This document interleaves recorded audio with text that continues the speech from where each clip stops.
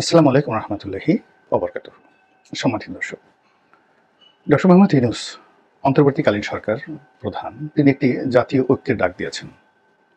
কেন দিয়েছেন? ভারত বাংলাদেশের বিরুদ্ধে আগ্রাসন চালাচ্ছে। এই মুহূর্তে মিডিয়া আগ্রাসন চলছে। ভারতের যে শক্তিশালী মিডিয়া রয়েছে এবং তাদের যে আন্তর্জাতিক লবিস্ট গ্রুপ রয়েছে, সবাই বাংলাদেশের বিরুদ্ধে দশমুখে প্রচার চালাচ্ছে। It's the fundamental and basic problem.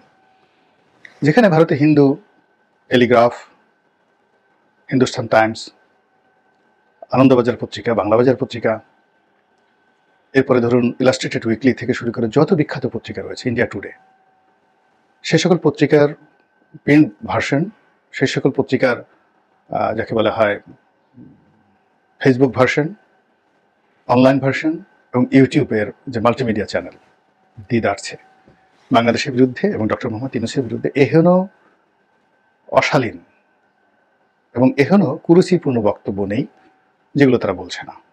তার ব্যক্তিগত জীবন, তার ধর্মীয় জীবন, তার ব্যর্থতা, তাকে নিয়ে মানে এমন সব কথা, ওগুলো যদি আমার সম্পর্কে বলা হতো, আপনার সম্পর্কে বলা হতো, ভারতের মতো একটা জায়গাতে মুহূর্তের মধ্যে আমরা অস্থির হয়ে পড়তাম, পাগল হয়ে পড়তাম।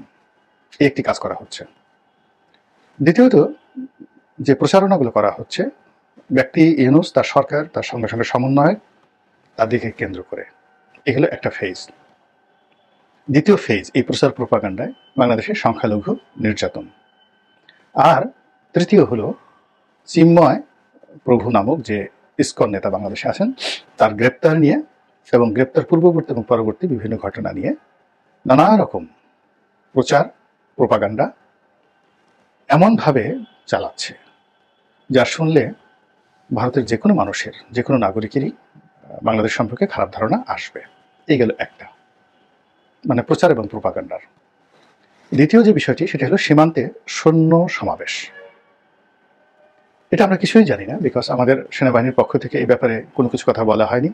কিন্তু ভারতীয় পত্রপত্রিকা, মিলিটারি জার্নাল থেকে শুরু করে অন্য সব জায়গাতে যে কথা বলা হচ্ছে যে বাংলাদেশের বিভিন্ন সীমান্তে তারা সৈন্য সমাবেশ করেছে। কত? ৩৫,০০০ সৈন্য। ৩ নম্বর কি করেছে? ৩ নম্বর হলো তারা তাদের উগ্র হিন্দু লোকদেরকে খেপিয়ে দিয়েছে। তাদের বড় বড় নেতা, বিজেপির বড় বড় নেতা বিভিন্ন সীমান্তে তারা জড়ো হচ্ছে, বাংলাদেশে ঢুকে পড়ার অভিনয় করছে, চেষ্টা করছে। বিএসএফ এর সঙ্গে, মানে ভারতীয় সিকিউরিটি ফোর্সের সঙ্গে তাদের ধাক্কাধাক্কি হচ্ছে এবং এই সকল বিষয়াদি আবার তারা পত্রপত্রিকার মাধ্যমে, মাল্টিমিডিয়ার মাধ্যমে সারা দুনিয়াতে ছড়িয়ে দিচ্ছে। ৪ নম্বর যে কাজটি তারা করেছে সেটি হলো তাদের উগ্র সমর্থকদের দ্বারা দুটো হাইকমিশন অফিস, কলকাতাতে যেটি রয়েছে ডেপুটি হাইকমিশন অফিস, আর আগরতলাতে আমাদের একটা ছোট্ট হাইকমিশন আছে, সহকারী হাইকমিশনার এরকম মানে কনসুলেট বলা হয়। তো সেখানে আক্রমণ চালিয়েছে এবং ভিতরে ঢুকে তাণ্ডব চালিয়েছে। এবং এগুলো নিয়ে সংগতির কারণে আমাদের বাংলাদেশের মধ্যে ব্যাপক উত্তেজনা এবং আমাদের যে রাজনৈতিক বিভেদ এবং বিসংবাদ ছিল, এগুলো বাদ দিয়ে, ইউনূস সরকারের ব্যর্থতাকে বাদ দিয়ে, নির্বাচনকে বাদ দিয়ে, এখন চলমান সংস্কারকে বাদ দিয়ে এখন আমরা শুধু সবাই ভারতকে নিয়ে ব্যস্ত হয়ে পড়েছি। এটার পিছনে কি কোনো খেলা আছে, নাকি এটি কোনো চক্রান্ত? এটি কি শেখ হাসিনার পক্ষে করা হচ্ছে, না বিরুদ্ধে করা হচ্ছে, নাকি ডক্টর মোহাম্মদ ইউনূসের পক্ষে করা হয়েছে? এটা নিয়ে আমি কথা বলবো। প্রথমত হলো যে এই ঘটনার প্রেক্ষিতে অলনে ছাড়েন ডক্টর মোহাম্মদ ইউনূস, তিনি একটা ঐক্যের ডাক দিলেন এবং রাজনৈতিক দলগুলোর সঙ্গে তিনি আলাদা আলাদাভাবে বৈঠক করেছেন, একত্র বৈঠক করেছেন, তাদের সবাইকে নিয়ে তিনি একটি বৈঠক করলেন এবং সেখানে সবাই গেলেন, বক্তব্য দিলেন এবং অত্যন্ত খোলামেলা এবং ফ্রেন্ডলি পরিবেশে মানে সবাই বক্তব্য দিলেন এবং ডক্টর মোহাম্মদ ইউনূস যাকে বলে অত্যন্ত কনফিডেন্ট নিয়ে দিক নির্দেশনামূলক যে বক্তব্য দিলেন, তাতে মনে হয়নি আমার ওনার বডি ল্যাঙ্গুয়েজে যে ভারতের পক্ষ থেকে তার জন্য কোনো হুমকি আছে, অথবা ভারত এই মুহূর্তে যা কিছু করছে এটি তার বিরুদ্ধে করা হচ্ছে। বরং তিনি যে সাবলীলভাবে কথা বলেছেন, আপনি গিয়ে দেখুন যে এই সর্বদলীয় যে ঐক্য, এই ঐক্যর বৈঠকে তিনি যে সকল কথাবার্তা বলছেন, তার বডি ল্যাঙ্গুয়েজ দেখেন, তার মুখের ভাষা দেখেন এবং তিনি যে সকল শব্দ ব্যবহার করেছেন, এটার মধ্যে তার যে আত্মবিশ্বাস এবং এটার মধ্যে তার যে ম্যাটিকুলাস এবং তিনি যে কথাগুলো বলেছেন তার সঙ্গে আপনি তার যে অরিজিনাল চরিত্র, তিনি যখন শেখ হাসিনার জমানাতে ভীত সন্ত্রস্ত হয়ে পড়েছিলেন, তিনি অনেক দিন প্রেসের সামনে কোনো কথা বলেননি। একেবারে শেষের দিকে সে টুকটাক কিছু কথাবার্তা বলেছেন, তখন তার যে হতাশা ফুটে উঠেছে সেটার দিকে একবার চিন্তা করুন।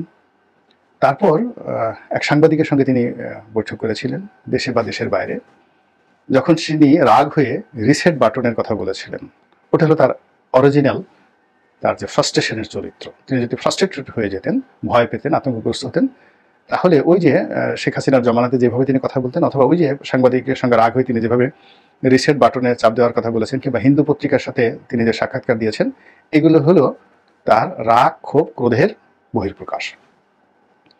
তো ভারতের আক্রমণ করবে, সার্জিক্যাল স্ট্রাইক করবে, সমস্ত ভারতীয় মিডিয়া যেভাবে ভয় দেখাচ্ছে, তাতে তো ডক্টর মোহাম্মদ ইউনূসের যে 85-86 বছর বয়স, তিনি মেন্টালি ভীষণ রকম ডিপ্রেসড হওয়ার কথা, তার হাত পা কাঁপার কথা। এবং আপনি দেখেন শেখ হাসিনার মতো এত স্ট্রং মানুষ, তিনি কথায় কথায় কাঁদতেন। শেষের দিক তিনি যখন ভয় পেয়ে গিয়েছিলেন, মেট্রো রেল পুড়িয়ে দিল, তিনি কিন্তু মেট্রো রেলের জন্য কাঁদেননি, ভয় কেঁদেছেন। এবং তিনি কথা বলতে গিয়ে কখনোই হতাশা হয়নি, কিন্তু তার কয়েকটি ভিডিও ক্লিপে দেখবেন যে তিনি শেষের দিকে তার গলা শুকিয়ে গিয়েছিল।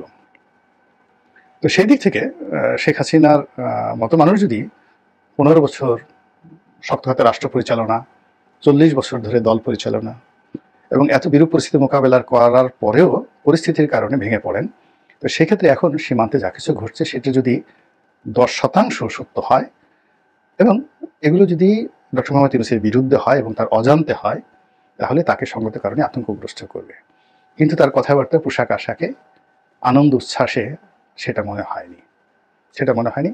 আমার যেটা মনে হয়েছে, ভারতের সঙ্গে তার স্টিল একটা ভালো সম্পর্ক আছে। তার ক্ষমতা আসার পেছনে যেভাবে আমেরিকার একটা আশীর্বাদ ছিল, একইভাবে ভারতের একটা আশীর্বাদ ছিল, এতে কোনো সন্দেহ নেই। এবং তাকে দিয়ে আমেরিকা এবং ভারত যে কাজগুলো করিয়ে নিতে চাচ্ছে, এজন্য একটা এনভায়রনমেন্ট দরকার, পরিবেশ দরকার, প্রতিবেশ দরকার। সেটা ভারত তৈরি করছে যেন তিনি যদি কিছু একটা করেন, যাতে তাকে জবাবদিহি করতে না হয়। এবং এর মধ্যে অনেকগুলো জিনিস ঘটে গেছে, অনেকগুলো পেমেন্ট, অনেক কিছু ঘটে গেছে, যেগুলো এই ডামাডোলের কারণে। আমরা কখনো সমন্বয়কদের নিয়ে রাগারাগি করেছি, কখনো তারেক রহমান সাহেব কী বক্তব্য দিলেন, মির্জা ফখরুল সাহেব কী দিলেন, আব্বাস সাহেব কী দিলেন, কলকাতার কোন মিডিয়া কী বললো, জামাতের আমির বসুন্ধরার হেলিকপ্টারে কেন চড়লো, তারপর তিনি কেন আওয়ামী লীগকে ক্ষমা করে দিতে চাইলেন, এই সমস্ত বিষয় নিয়ে আমরা যখন খুব বেশি লাফালাফি করেছি, তখন অনেক কিছু পর্দার আড়ালে অনেক কিছু ঘটে গেছে। আমাদের এই যে শেয়ার মার্কেট থেকে কত হাজার কোটি টাকা এই সময়ের মধ্যে বের হয়ে গেছে। আমাদের বাংলাদেশ ব্যাংক কেন এই শেখ হাসিনার এই যে আমলে তৈরি করা 8টি ব্যাংক, প্রবলেম ব্যাংক, এই 8টি প্রবলেম ব্যাংকের পরিশোধিত মূলধন কত, আর এই মুহূর্তে আমানত কত? আমানতের বাইরে যে ঋণগুলো কখনই আনা সম্ভব নয়। আপনার কি মনে হয় এস আলমের ঋণ আনা সম্ভব নয়? তো সেই জিনিসগুলো একটা কমিশন না করে, তাদেরকে একত্র না করে, তাদেরকে বাঁচানোর জন্য আবার 22,000 কোটি টাকা ছাপিয়ে সেখানে দেওয়া হলো কেন? ওয়াই? এবং আমরা যেহেতু এই বিষয়গুলো আমরা মোটা মাথার, এগুলো রাজার মাল, দরিয়ায় ঢাল, এরকম একটা চিন্তা ভাবনা করি এবং নিজেদের ক্ষুদ্র স্বার্থ ক্ষুণ্ণ না হওয়া পর্যন্ত আমরা লাফালাফি করি না। তো শতরঞ্চি, রাজনীতির যে শতরঞ্চি, এর পেছনে অনেক নোংরা খেলা হয়। সেই খেলাধুলাগুলো আমরা বুঝতে পারি না বলেই আমরা অনেক কিছু চেপে যাই। আমার কাছে যেটা মনে হচ্ছে, এই জাতি যে ঐক্য, সেই ঐক্য করার জন্য ডক্টর মোহাম্মদ ইউনূসকে একটা সুযোগ করে দিয়েছে।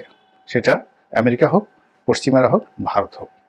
আমি দোয়া করি বা আমি বিশ্বাস করতে চাই যে আমার এই ধারণাটা ভুল হোক। 2 নম্বর হলো, যেখানে যারা গিয়েছেন, কথাবার্তা বলেছেন, যা কিছু করেছেন, তারা জাস্ট গতানুগতিক ওরকমভাবে চিন্তা ভাবনা করে জাতীয়তাবোধ উদ্বুদ্ধ হয়ে ভারত বিরোধী একটা মনোভাব নিয়ে তারা সেখানে গিয়েছেন। I do not think so. ওখানে হাতে গোনা 2-1 লোক ছাড়া প্রায় সবাই যারা ক্ষমতায় যেতে চায়, তারা সবাই ভারতের বি টিম। এবং যারা ভারতের বি টিম নন, তারা ভারতকে খেপাতে চান না, সুসম্পর্ক রাখতে চান, ইনক্লুডিং ডক্টর মোহাম্মদ ইউনূস।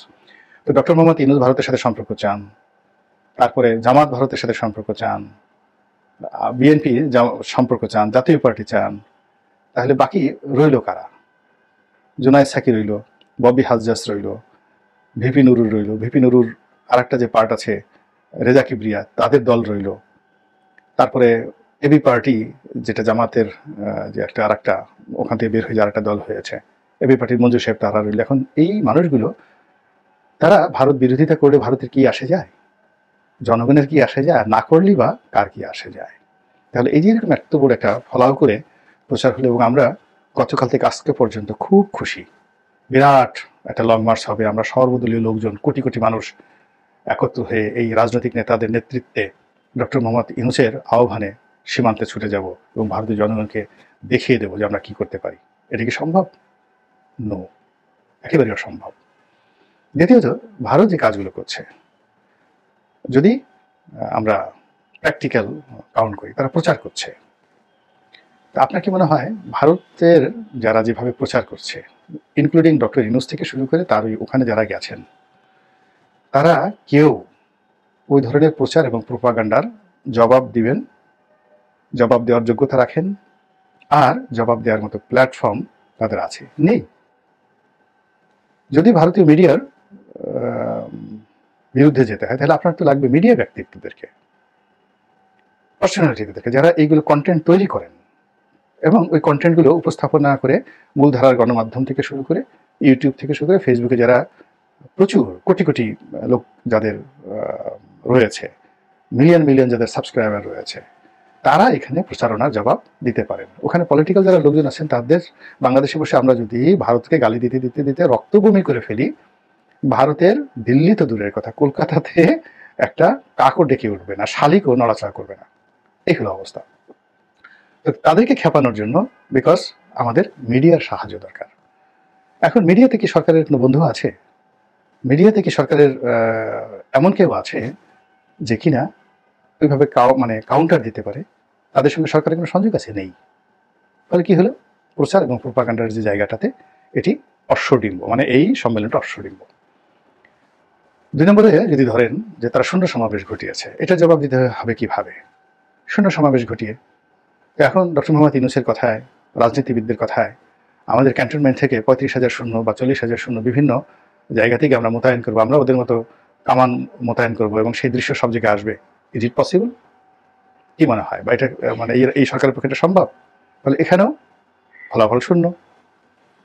এরপরে যারা রাজনৈতিক নেতৃবৃন্দ রয়েছেন, তাদের যদি রাজনীতির ওয়েট ধরেন, যারা ওখানে গিয়েছেন, ওই অনুষ্ঠানে গিয়েছেন, তারা একটা বক্তব্য দিলেন, ভারতের মমতা ব্যানার্জি একটা বক্তব্য দিলেন, শশী থারুর একটা বক্তব্য দিলেন, অমিত শাহ একটা বক্তব্য দিলেন, ডক্টর ইউনূস একটা বক্তব্য দিলেন, আর নরেন্দ্র মোদী একটা বক্তব্য দিলেন।